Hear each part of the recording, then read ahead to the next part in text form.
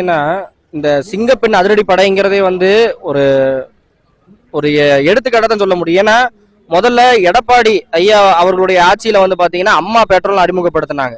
ரெண்டாவது ஐயா ஸ்டாலின் அவர்களுடைய ஆட்சியில வந்து பிங்க் பெட்ரோல் மாத்தினாங்க. அதையே இப்போ சீருடைய மட்டும் மாத்தி இருக்கிறாங்க. இரண்டாவது வந்து பாத்தீங்கன்னா அந்த ஸ்டிக்கரை மட்டும் எடுத்து போட்டு சிங்கப்பெண் அதிரடி படைன்னு விட்டு இருக்காங்க.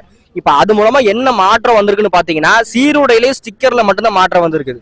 நாங்க இந்த 35 நாட்கள் வந்து ஆட்சி தரமா கொடுத்துருக்கோம்னு சொல்லக்கூடிய பெருமக்கள் யாராச்சும் இருந்தா இப்ப நான் ஒரு முன்கருத்து வைக்கிறேன், மாற்று கருத்துல கிடையாது, முன்கருத்து வைக்கிறேன். அந்த பாலியல் கொடுமைகளுக்கு உள்ளாக்கப்பட்ட யாராச்சும் ஒரு சகோதரிகள் இருந்தா இப்ப ஏதாச்சும் ஒரு வீட்டுல நடந்திருக்குமேனா யார் வீட்லயும் நடக்கூடாது. ஆனா நடந்திருந்தா நம்ம வீட்டுல நடந்துருச்சு, ஆனா நம்ம தளபதியாருக்கு தான் ஓட்டு போட்டோம், நம்ம தளபதியோட ரசிகைகள், நம்ம இப்ப வெளியே சொன்னோம்னா அவருக்கு தான் கெட்ட பேர் ஆகும், நம்ம வெளியே சொல்ல வேண்டாம், நமக்கு தானே நடந்துச்சு பரவாயில்லை, நம்ம தளபதிக்கோசரம் விட்டலாம்னு எந்த பெண்களாச்சும் சொல்லுவாங்களா? என்றும் இணைந்திருங்கள் தமிழர் படையோடு.